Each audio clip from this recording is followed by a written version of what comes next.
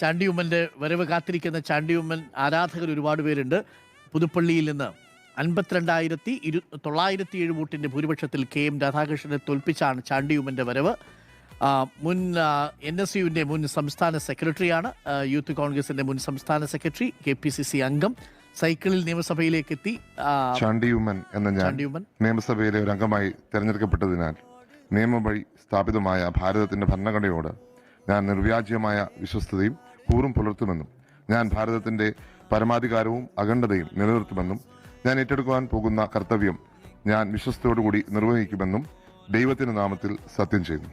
ഉമ്മൻചാണ്ടിയുടെ ചിത്രമാലേഖനം ചെയ്ത ടീഷർട്ട് ധരിച്ചാണ്, നെഞ്ചിൽ ഉമ്മൻചാണ്ടിയുമായിട്ടാണ് ചാണ്ടിയുമ്മൻ്റെ വരവ്. ടീഷർട്ട് ഇട്ടാണ് ഉമ്മൻചാണ്ടിയുടെ മകൻ ചാണ്ടിയുമ്മൻ ഉമ്മൻചാണ്ടിയുടെ ചിത്രമാലേഖനം ചെയ്താണ് ഇന്നിപ്പോൾ സത്യപ്രതിജ്ഞ ചടങ്ങിൽ പങ്കെടുത്തിരിക്കുന്നത്.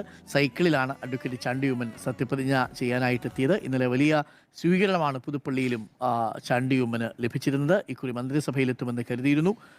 എന്നാൽ നിർഭാഗ്യവശാൽ മന്ത്രിസഭയിലെത്തിയില്ല ചാണ്ടിയുമ്മൻ. ഉമ്മൻചാണ്ടിയുടെ ചിത്രം ഹൃദയത്തിൽ പതിച്ചും ടീഷർട്ടിൽ പതിച്ചുമാണ് ചാണ്ടിയുമ്മൻ സത്യപ്രതിജ്ഞ ചെയ്തിരിക്കുന്നത്.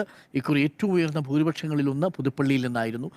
കഴിഞ്ഞ തവണ ഉപതെരഞ്ഞെടുപ്പിൽ നേടിയതിൻ്റെ ഇരട്ടിയോളം ഭൂരിപക്ഷമാണ് ഇക്കുറി പുതുപ്പള്ളി ചാണ്ടിയുമ്മന് കൊടുത്തത്. ചാണ്ടിയുമ്മൻ